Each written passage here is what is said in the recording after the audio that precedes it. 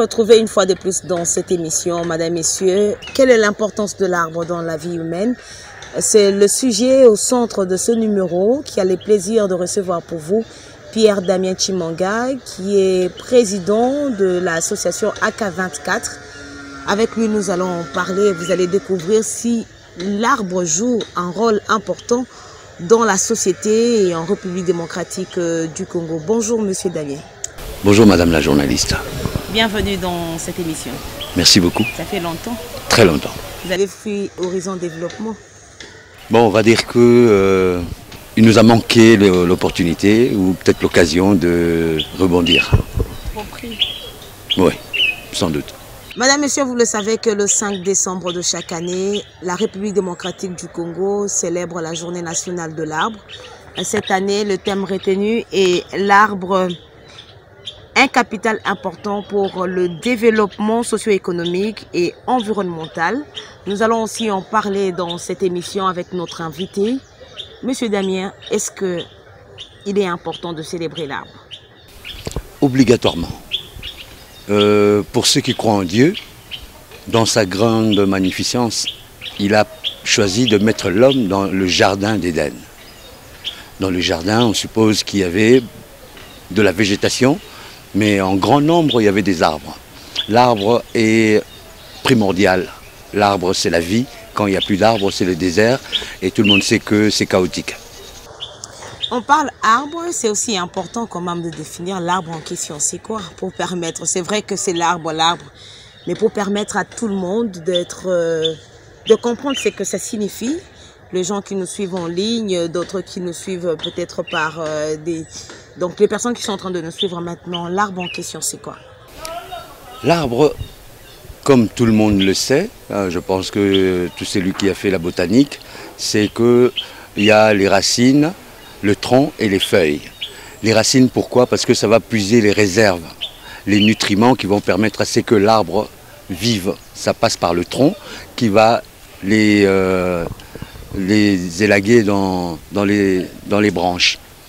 Et la chose la plus importante, c'est nous retenons la photosynthèse. Aujourd'hui, le monde va mal, tout simplement parce que nous avons beaucoup plus... nous nous sommes penchés beaucoup plus le côté lucratif de l'arbre. Parce que l'arbre, ça rapporte aussi de l'argent pour ceux qui veulent faire de meubles, des bateaux, etc. La braise aussi. La braise aussi, hélas. Mais d'abord, nous retenons la photosynthèse. Aujourd'hui, le monde reconnaît que c'est grâce à l'arbre que nous luttons efficacement contre l'effet de serre. Donc ça veut dire l'arbre non seulement peut nous donner à manger, va nous donner le bois de chauffe, mais l'arbre permet à ce que nous puissions pérenniser, nous puissions faire perdurer la vie humaine et celle de tous les êtres vivants qui nous entourent. Et les méfaits de l'homme, on les a vus au Brésil. L'homme a commencé à couper l'arbre de manière un peu aléatoire et sauvage. Nous avons vu les répercussions. Aujourd'hui, nous avons notre forêt qui est ici, qu'on doit préserver. Mais pour préserver, nous devons desserrer l'étreinte de la communauté, de la population sur la forêt, mais de manière intelligente. Voilà.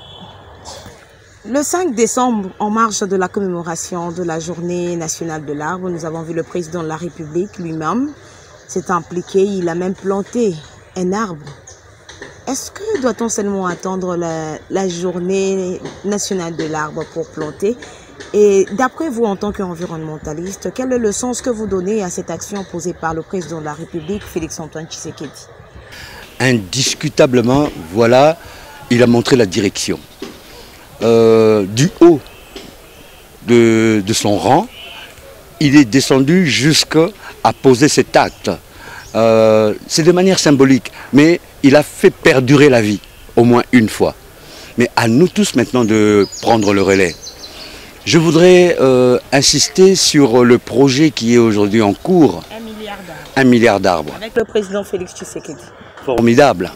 Mais maintenant, comment rentabiliser ce milliard d'arbres? Doit-on faire la politique de ceux qui s'inspirent de ce qui se passe ailleurs pour venir nous l'imposer, ou alors nous devrions avoir notre propre cuisine intérieure? une politique interne, une politique pour la RDC. Absolument. La RDC, nous sommes ce que nous sommes. Les gens prétendent que nous sommes le scandale géologique, mais nous sommes aussi le scandale climatique.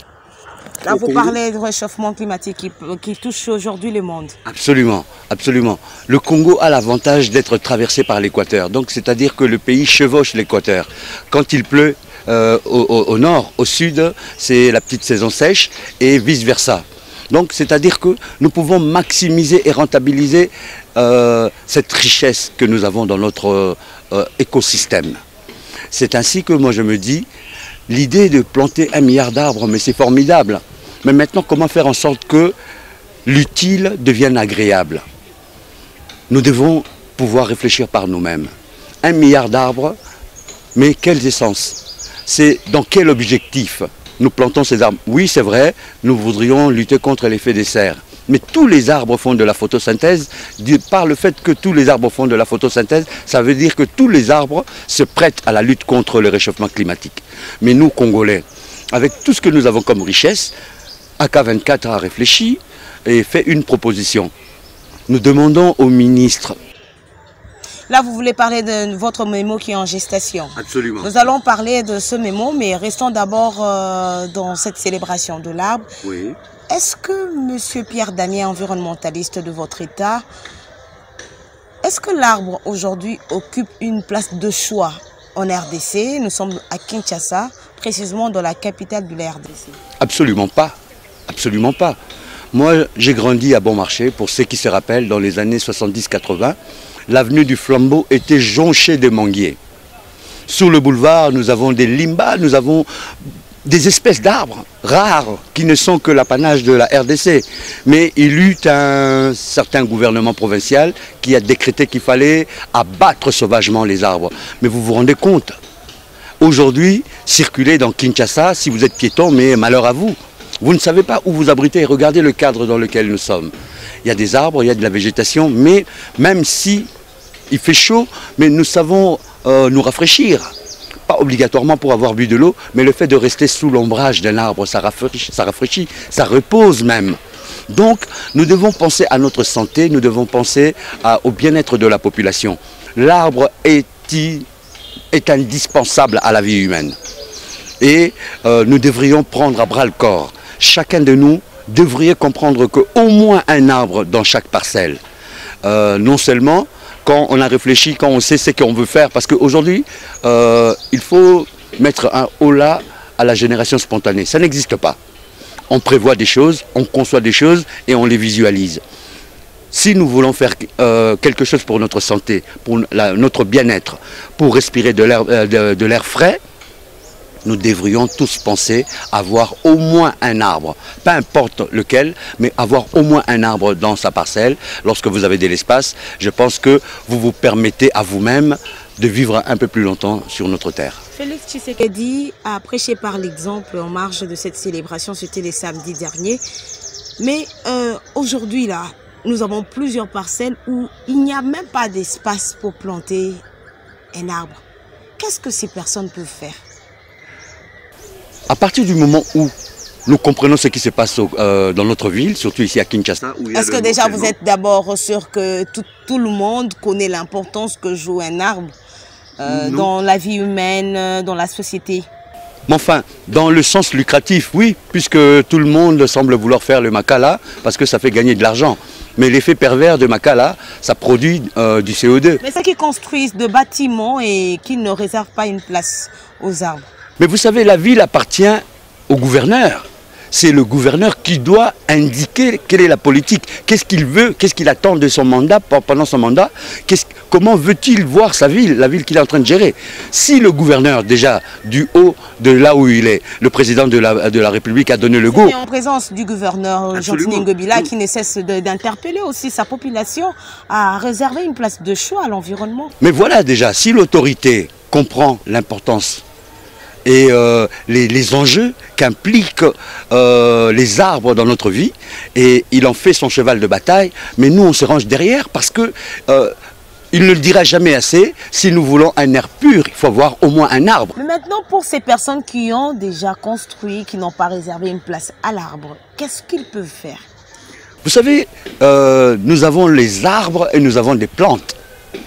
Si vous n'avez pas d'espace pour Deux choses différentes. Deux choses différentes, parce que il y a des plantes qui sont des plantes qu'on appelle des plantes naines, hein, qui ne deviennent pas aussi grands que ce manguier que nous avons à côté de nous. Il y a des plantes de l'intérieur, hein, qu'on peut mettre dans sa maison et qu'on arrose. Il suffit de mettre... Quel genre de plantes? Vous savez, comme ça, le bonsaï par exemple. Il va jamais devenir géant, c'est un petit arbre qui tient dans un appartement, qui tient dans une petite cour. Qui est à votre gauche? Oui, plus ou moins, mais seulement ce n'est pas la même espèce. Là, nous avons une fleur, qui est une plante aussi. Parce que bon, il faut rentrer dans les détails pour faire la différenciation, mais globalement, généralement ramassé, c'est une plante, mais qui appartient à l'espèce de fleur. Donc, mais les bonsaïs, c'est vraiment un arbre nain, hein, qui ne pousse pas, qui ne devient pas géant, mais qui a les mêmes caractéristiques que tous les arbres que nous connaissions. Et moi, j'insiste sur la photosynthèse, parce que c'est là le but recherché déjà. Parce qu'aujourd'hui, le monde va mal, parce qu'il y a eu des pollueurs qui ont fait ce qu'ils ont fait. Maintenant, on essaie de rattraper le coup. Nous qui avons cette opportunité, moi je pense qu'il faut essayer de maximiser le moindre petit espace que nous avons. Il y a des plantes qui tiennent dans les pots de fleurs. Donc tout ça, que chacun comprenne, qu'on essaie de vulgariser, qu'on essaie de... Pour parler de vulgarisation, vous êtes président d'une ONG environnementale. Qu'est-ce que vous menez aussi comme activité pour soutenir quand même les autorités, parce que c'est ça aussi le rôle que jouent les organisations? Qu'est-ce que vous avez déjà mené comme activité? Combien avez-vous déjà mené pour montrer à la population l'importance des arbres? Merci beaucoup. Nous avons souscrit au projet d'agroforesterie avec le RAID. C'est là où d'ailleurs part notre révolte. Dans ces projets, on a parlé globalement des acacias. Nous en avons planté sur 7 hectares. Au bout, ça fait plus de 3 ans aujourd'hui, donc ils sont déjà à maturité. Vous avez planté ça où? À Kinshasa ici? Non. Nous l'avons planté dans l'espace Kasaï, où nous avons des activités, spécialement à Kananga. AK24 et à travers la RDC. C'est le but d'ailleurs. C'est le but.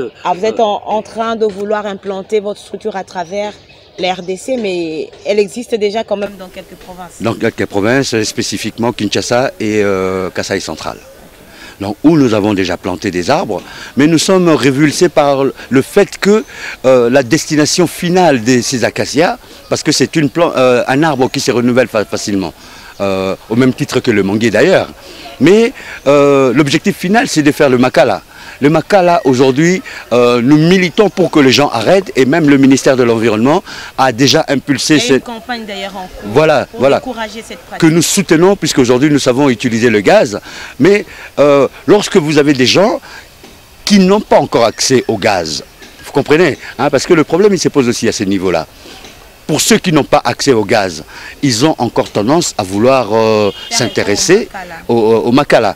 Donc nous sommes un peu dans un cercle vicieux que nous voudrions transformer en cercle vertueux.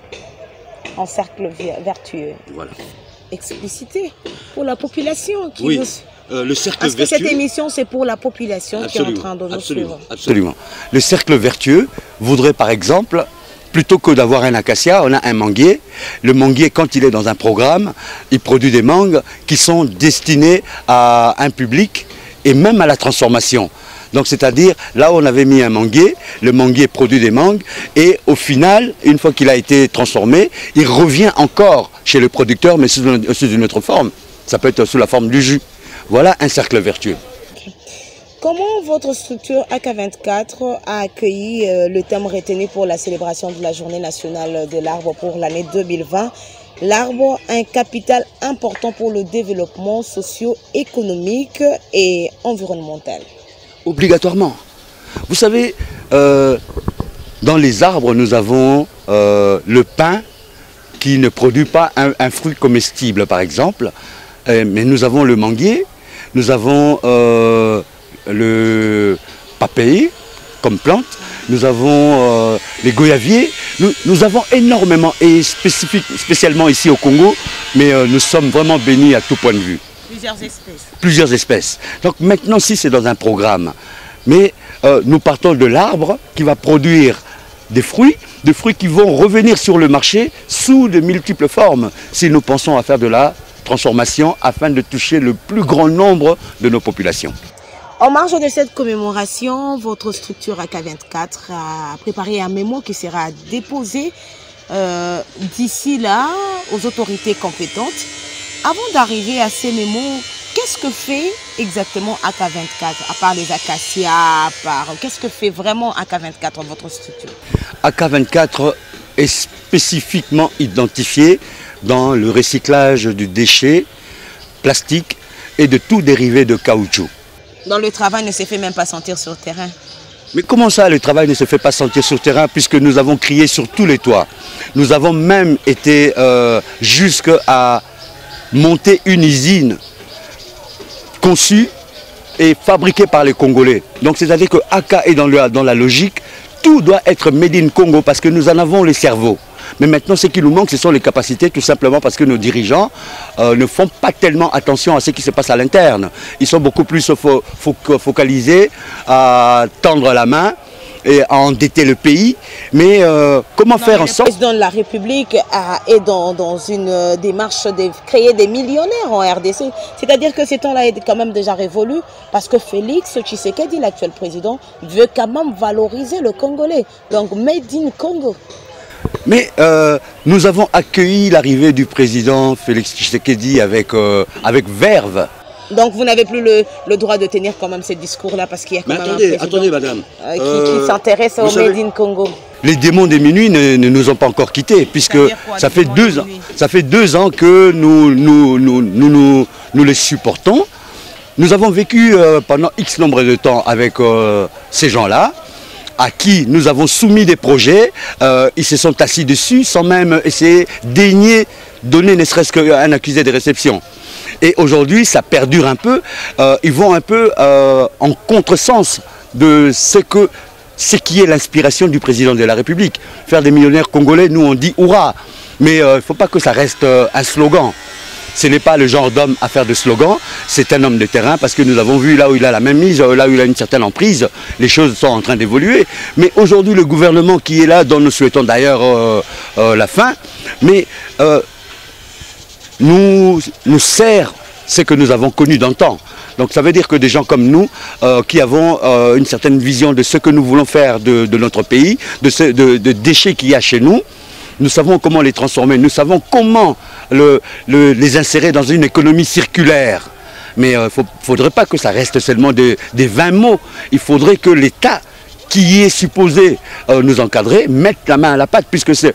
Mais avant que l'État ne s'intéresse à ce que vous êtes en train de faire comme travail, qu'est-ce que d'abord vous-même vous avez déjà fait? Parce que tout commence d'abord par la volonté de travailler, faire, et après l'État viendra pour donner un coup de main. C'est pas qu'on se réveille le matin et après, parce que généralement c'est ce qu'on rencontre ici chez nous, nous sommes là que pour incriminer l'État, dire que l'État ne s'intéresse pas, alors que nous-mêmes on n'est pas en mesure de faire. Qu'est-ce que AK24 concrètement a déjà fait et lancé sur le marché pour attirer aussi l'attention de l'État congolais? Madame, je ne vous laisserai pas faire ça parce que là, franchement, vous êtes en train de faire l'avocate du diable. L'État congolais, jusqu'à preuve du contraire, n'en avait cure de ce qui s'est passé à l'interne. AK24 s'est transformé les déchets plastiques en pavés. Les pavés qui ont été testés par le laboratoire de l'office de route, aussi performants que le béton armé. Et nous avons proposé au gouverneur sortant de faire le pavage des avenues de nos communes. Puisque puisque les grandes artères sont de l'apanage de l'État, de l'office de route et de l'OVD. Mais là où nous vivons au quotidien, dans nos avenues, mais vous savez, on nous a mobilisés, on nous a amenés dans une espèce de séminaire qui a accouché d'une souris minable. Mais le projet, apparemment, il a été financé à l'interne. À l'époque, je voudrais ici saluer M. Néhémi, l'ex-directeur de cabinet de...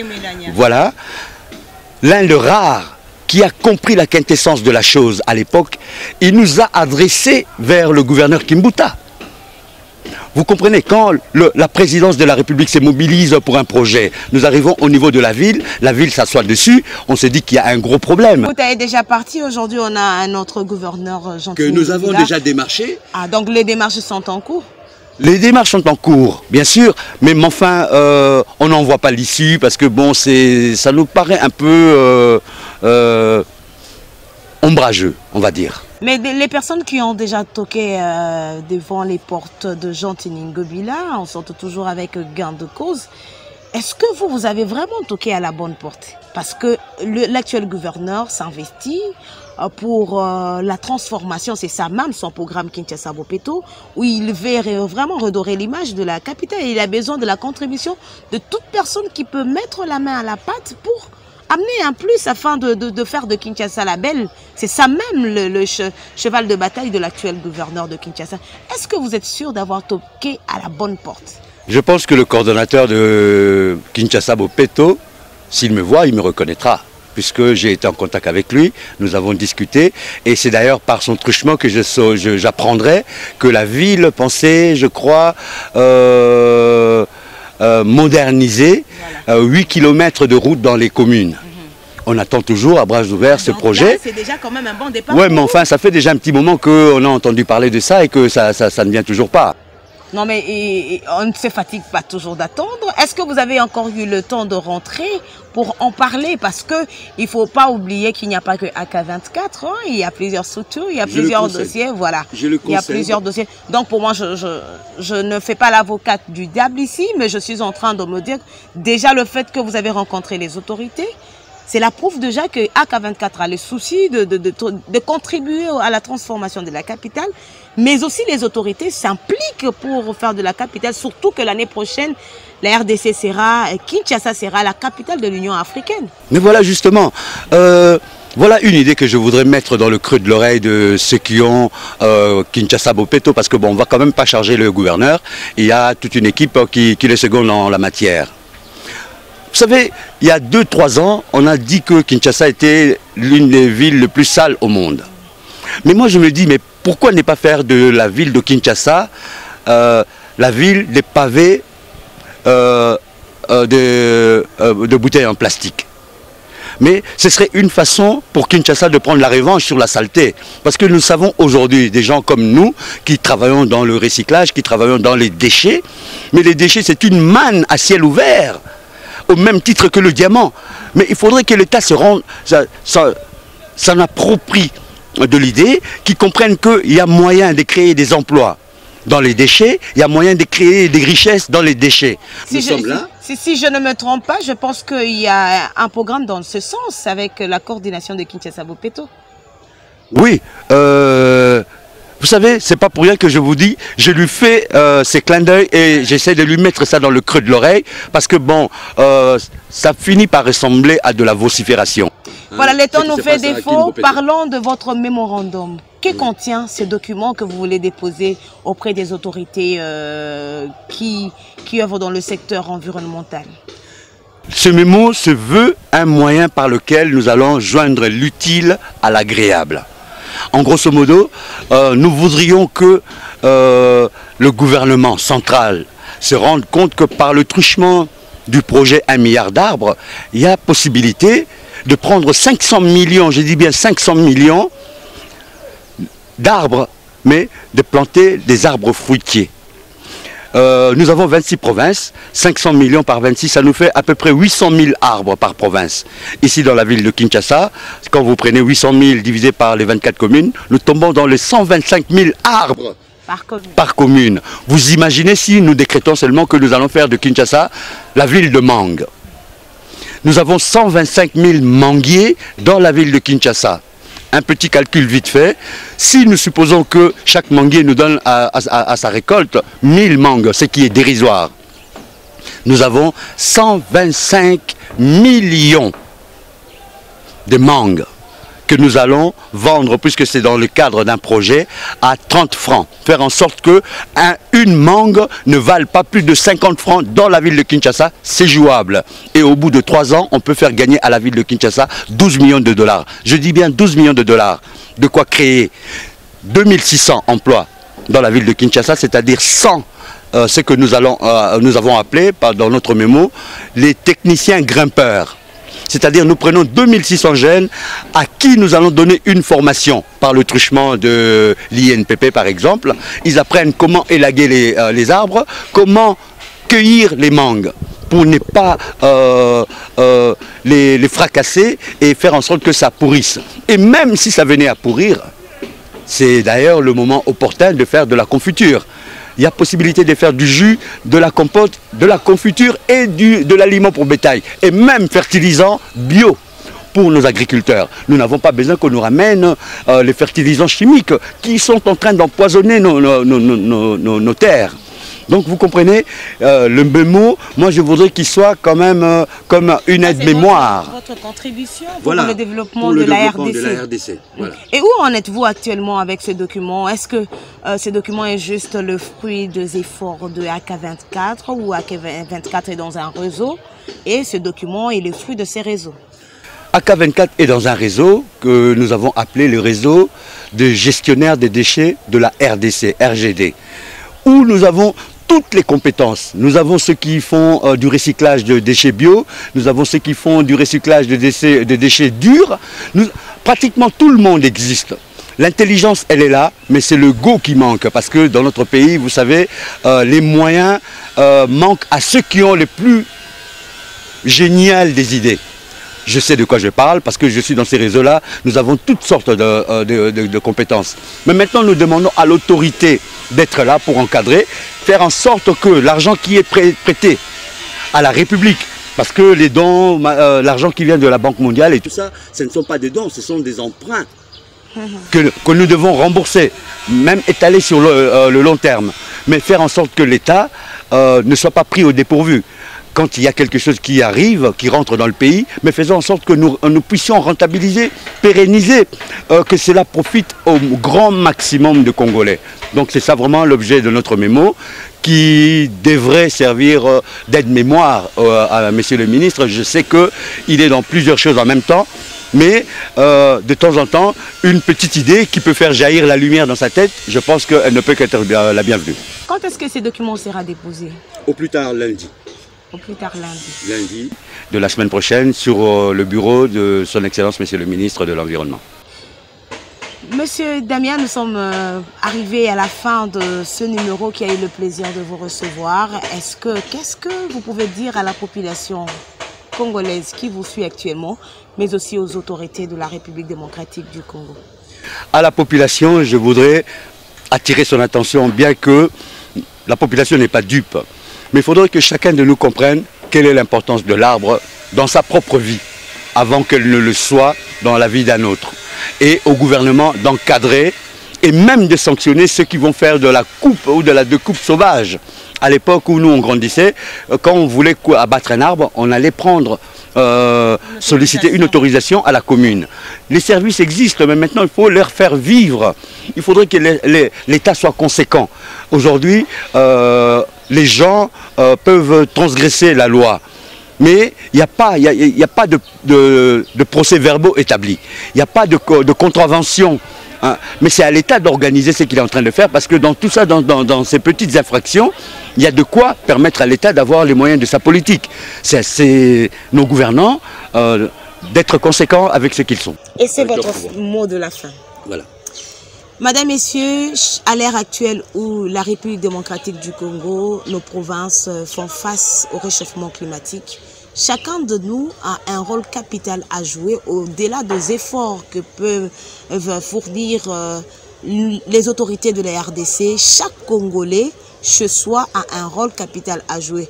Un arbre dans chaque parcelle va permettre à notre pays, à nos provinces, de faire face aux conséquences du réchauffement climatique.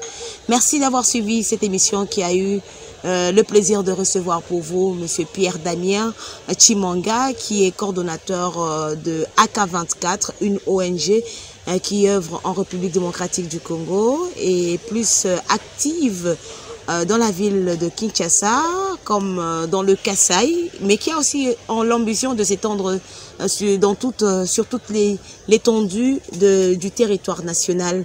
Merci à toute l'équipe technique. Merci pour votre fidélité, mesdames, messieurs. Merci pour vos suggestions. Merci pour vos contributions pour le développement de la République démocratique du Congo. Merci surtout à ceux-là qui manifestent toujours l'intérêt de passer dans ce numéro. Le développement, oui, c'est bien, mais on a aussi besoin des contributions de tout un chacun de nous. Merci de nous avoir suivis. Au revoir et à la prochaine.